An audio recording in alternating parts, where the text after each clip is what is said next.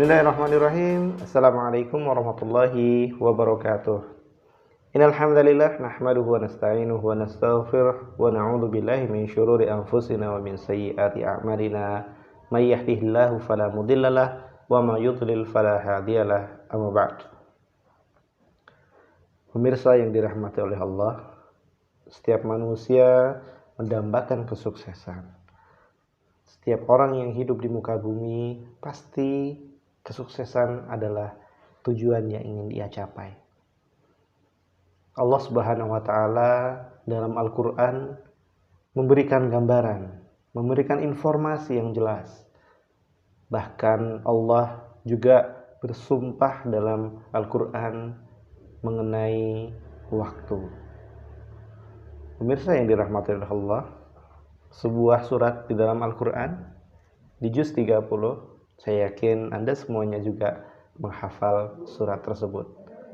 Wal asri innal insana lafi khusr illal ladzina amanu wa 'amilus shalihat wa tawassaw bil haqq wa tawassaw bis sabr. Wal asri, Allah Subhanahu wa taala bersumpah demi masa. Masa yang dimaksud di sini adalah terkait dengan umur.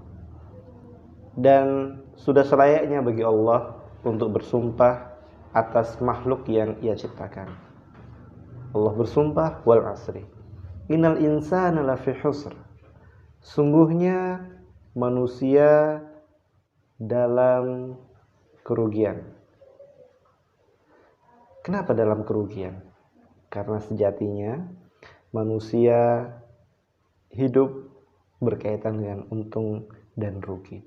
Dan disinilah Allah Subhanahu wa taala lebih tekankan bahwasanya manusia pasti dalam keadaan kerugian. Karena bagaimanapun untung dan rugi itu sebuah keniscayaan. Wal asri innal insana lafi khusr. Manusia pasti akan rugi. Bahkan Syekh Sa'di dalam tafsirnya menyampaikan bahwasanya kerugian manusia dibagi menjadi dua. Kerugian yang berkaitan kerugian mutlak, di mana akhirat dia tidak didapatkan, bahkan dunia pun dia tidak dapatkan. Dan ini adalah sejatinya kerugian yang sangat-sangat rugi. Adapun yang berikutnya, yang kedua, kerugian dari satu sisi saja. Mungkin di dunia dia rugi. Mungkin di dunia dia tidak sempurna mendapatkan kenikmatan. Akan tetapi ada akhirat yang dia bisa capai dengan kebahagiaan.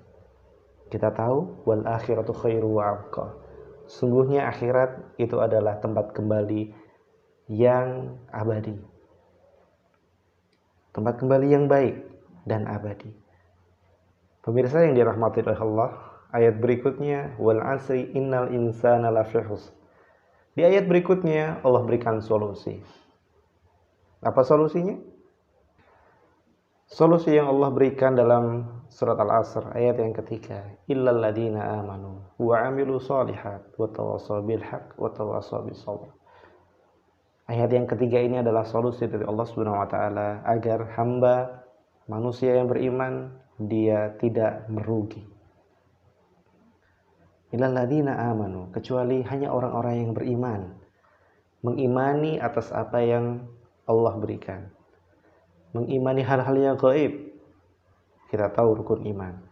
Apakah rukun iman hanya sebatas di lisan, atau sebatas hanya di pemahaman, atau kita sudah sampai kepada tataran melakukan kegiatan tersebut? Karena sejatinya ilmu tanpa amal pastilah seperti hanya pohon yang tidak ada buahnya.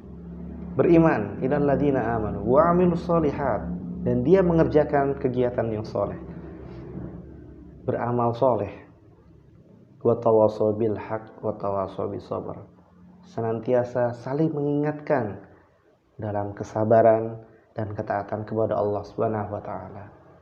Semoga Ramadan ini menjadi tempat untuk kita menempa diri, menjadikan kita lebih terus untuk berubah, terus untuk bisa meningkatkan, menata diri menjadi hamba-hamba yang terus berproses menjadi yang terbaik menurut Allah Subhanahu wa taala. Demikian, wabillahi taufiq wal hidayah. Wassalamualaikum warahmatullahi wabarakatuh.